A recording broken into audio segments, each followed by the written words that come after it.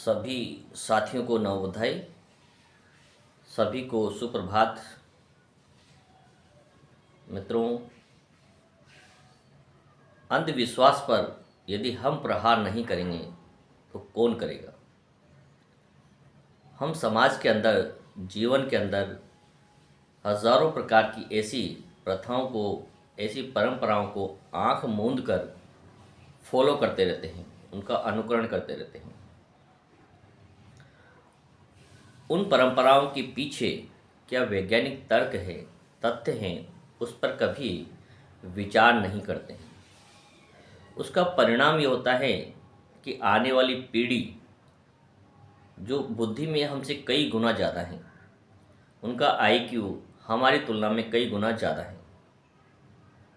आज के समय में जो बच्चे 95-99% नंबर ला रहे हैं, तो इस बात का प्रमाण है कि उनका आईक्यू लेवल हमसे कई गुना ज़्यादा है।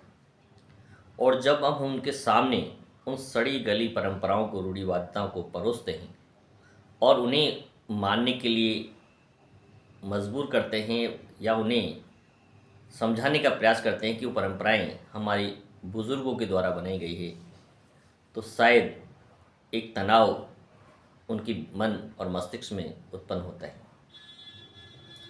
हजारों प्रथाएं समाज में इस प्रकार की हैं। यदि हम घर से ही शुरुआत करें, छोटी छोटी प्रथाएं, जैसे रात के समय नाखून नहीं काटने चाहिए, रात के समय झाड़ू नहीं लगाना चाहिए,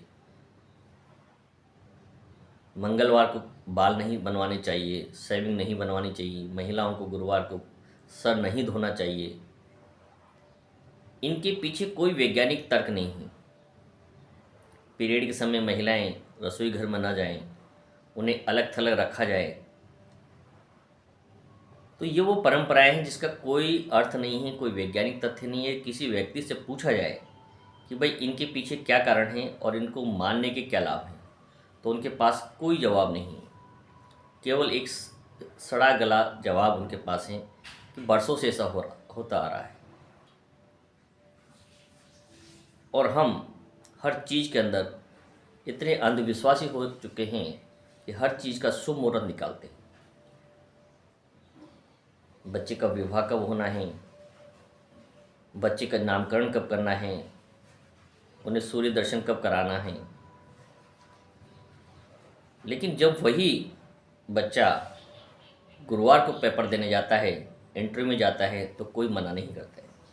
जब उसे नौकरी ज्वाइन करनी होती है, चाहे शनिवार हो या गुरुवार हो, कोई मना नहीं करता है। क्योंकि लोग यहाँ फिर अपने लाभ को देखते हैं, परंपराओं को तोड़ देते हैं। तो कहने का तात्पर्य यह है, यदि हमें समाज को, आने वाली पीढ़ी को नई ऊंचाई की ओर ले जाना है, तो सड़ी गली परंपराओं को, जिनके पीछे क्या वैज्ञानिक तथ्य हैं, जब तक हमें पता न हो, हम उसके महत्व को नहीं बता सकते हैं बच्चों को। उन्हें ज़बरदस्ती उन पर थोपने का प्रयास न करें।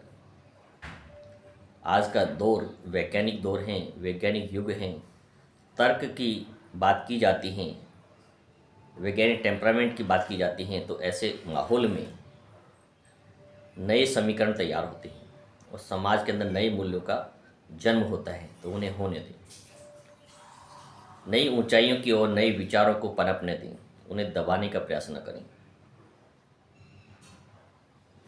और हम भी प्रयास करें कि जिस परंपराओं का कोई महत्व नहीं है, उन्हें समूल नष्ट करने का प्रयास करें।